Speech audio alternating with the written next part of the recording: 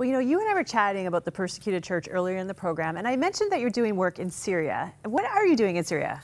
Yeah, well, for a number of months now, we've been taking care of people in Iraq and Syria and the neighboring countries, persecuted Christians. Hundreds of thousands of Christians were forced out of their towns by terrorists, by ISIS.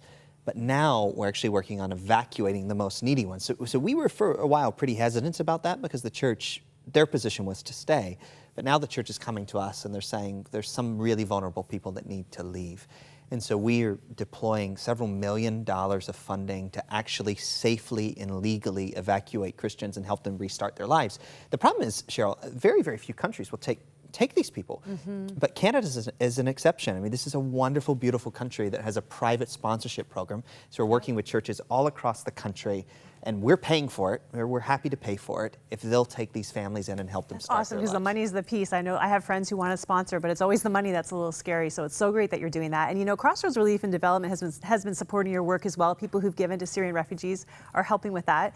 People are calling what's happening to Christians in Iraq and Syria a silent genocide. Would you call it a genocide? Of course I would. And by the way, it's not just my opinion. The Simon Wiesenthal Center in Los Angeles, Toronto, and New York, they all are in total agreement.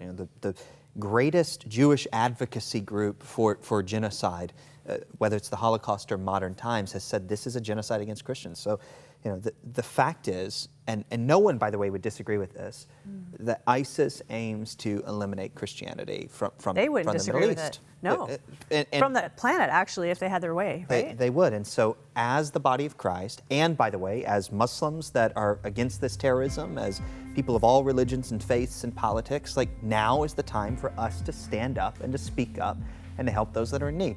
So if people want to, maybe if they want to sponsor and they'd like to get in touch with you to see how they could do it, would there be a way to do that? Yeah. Or you can just give to 100 Huntley Street, and then we'll do it all together in an extraordinary way. Because actually, when you save a family, a Christian family from the Middle East, you're saving generations. I mean, 20 years from now, 50 years from now, 100 years from now, you would have saved thousands and thousands of people.